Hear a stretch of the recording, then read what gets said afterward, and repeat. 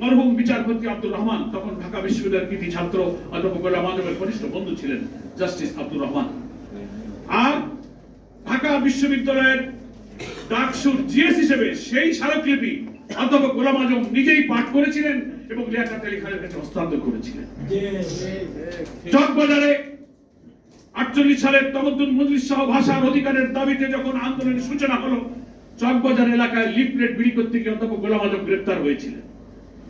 তো আজকের ইতিহাসগুলোতে ভাষা আন্দোলনের কত আর্টিকেল, কত বই, কত কি, এগুলো তো বলাই হয় না। আর ডাকসুর জিএস এর তালিকা থেকে গোলাম আজমের নামটাই মুছে ফেলা। এখন বাংলাদেশের কোন বুদ্ধিজীবী ভাষা সৈনিক অনেকে চলে গেছেন, এই কথাটা, এই সত্যটা কেন বলেন না? একজন বক্তা আজকে সেমিনারে সত্যই বলেছেন, তারা হচ্ছে এরাই যারা সত্যকে এড়িয়ে চলতে চায়, সত্যকে অস্বীকার করতে চায়, আর নিজেরা কোনো কাম না করে মুসলিম জাতিসত্তা, ইসলামী আদর্শ ঐতিহ্যের ধারক বাহক যারা, তাদের যে কোনো কৃতিত্ব হাইজ্যাক করে এরা কমিউনিস্ট বামপন্থী নাস্তিকদের ঘাড়ে তারা নিয়ে যেতে চায়। এই অপরিণামদর্শী যাত্রা থেকে আমাদের সভ্যতা, আমাদের বাংলাদেশ, আমাদের প্রজন্মকে রক্ষা করা হচ্ছে। আমাদের এখনকার এই জুলাই অভ্যুত্থানের নতুন উত্তরাধিকার, এই বৌদ্ধ সাহিত্যের যারা উত্তরাধিকার, সেই নতুন প্রজন্মের অপ্রতিরোধ বাংলাদেশের এটা দায়িত্ব হয়ে পড়েছে এই সমস্ত রামবামদের হাত থেকে ইতিহাস বিকৃতিকে রক্ষা করতে হবে। উপমহাদেশের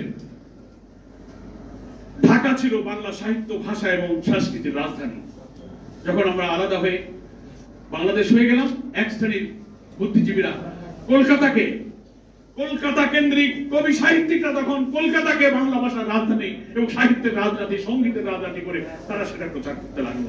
এখানকার শিল্পী সাহিত্যিকরা কলকাতায় গিয়ে মনে হয় যেন মধুচন্দ্রিমায় গিয়েছে। ওই যে তসলিমা নাসরিন বলেছে যে 47-এর সীমানাটা রাবার দিয়ে তুলি দিয়ে দুই বাংলাকে এক করে ফেলো। ওনারা অখণ্ড বাংলার স্বপ্ন দেখেন। আমাদের 55,126 বর্গ মাইলের সীমানাটা ওনাদের পছন্দ হয়। ওনারা নেহেরু ডক্টরিনের যে স্বপ্ন, অখণ্ড ভারতের স্বপ্ন এখনো দেখেন। ভারতের নতুন লোকসভার যে ভবন করা হয়েছে, সেই ভবনে যে মানচিত্রে স্থাপন করা হয়েছে, সেখানে বাংলাদেশ, আসাম সহ সেই এক বিশাল অংশ নিয়ে এমন করে মানচিত্র রেখে দেওয়া হয়েছে। এগুলো প্রমাণ করে বাংলাদেশের বিরুদ্ধে আধিপত্যবাদী শক্তি।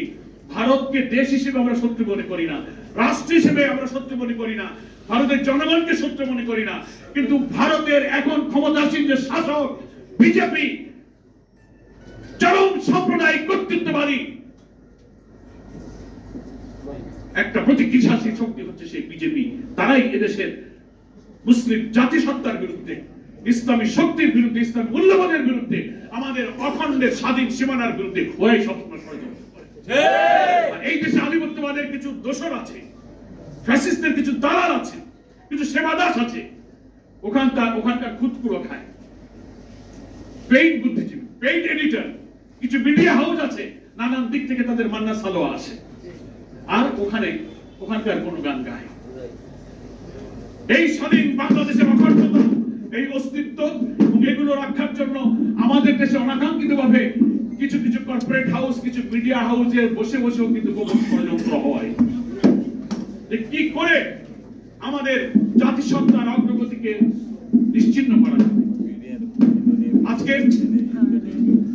52 থেকে 24-এর এই দীর্ঘ গণ অভ্যুত্থানের আন্দোলনের অপ্রতিরোধ বাংলাদেশের এই ছোট্ট ইতিহাস তুলে ধরে আজকের যে সেমিনার হচ্ছে, আমি সেখানে দুঃখের সাথে বলতে চাই, বাংলাদেশের যত গণমাধ্যম, সাংবাদিকতা যারা করছেন, তারা আপনারা আমাদের ভাই, এদেশের নাগরিক, আপনারা দেশপ্রেমিক, আমরা বিশ্বাস করি, কিন্তু আপনাদের কোনো ভূমিকা, কোনো কথা, কোনো লেখনী, কোনো কথা যদি আধিপত্যবাদী শক্তির পক্ষে যায়,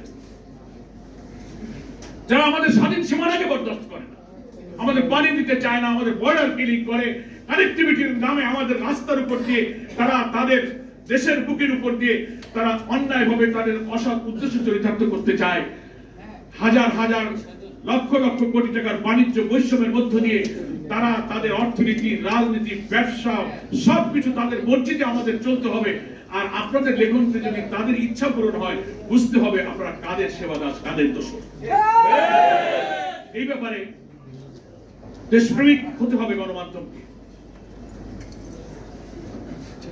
বিদেশে বন্ধু থাকবে আমাদের, কিন্তু বিদেশে আমাদের কোনো প্রভু থাকবে না, বিদেশে আমাদের বন্ধু থাকবে, আমরা সকলের সাথে সুসম্পর্ক রাখবো, কিন্তু আমাদের প্রধানমন্ত্রী কে হবে, নির্বাচনে কে যাবে আর যাবে না তা যদি একটা দেশের পররাষ্ট্র সচিব এসে এখানে উকালতি করে, এরা কি বন্ধু? এরা হচ্ছে শত্রু, এরা প্রভুত্বের ভূমিকা পালন করে। আর এদেশের যেসব পত্র পত্রিকা তার দালালি করে তাদের পক্ষে কথা লেখেন, কলামিস্টরা লেখেন। এখন সরকার পরিবর্তন হয়ে নতুন অন্তর্বর্তীকালীন সরকার ক্ষমতায় এসেছেন, এখন তাদেরকে আবার স্যালুট দিয়ে সেই সব মিডিয়া হাউসরা তাদের সামনে আবার মাথা নত করে নমস্তে নমস্তে নমস্তে করতেছেন।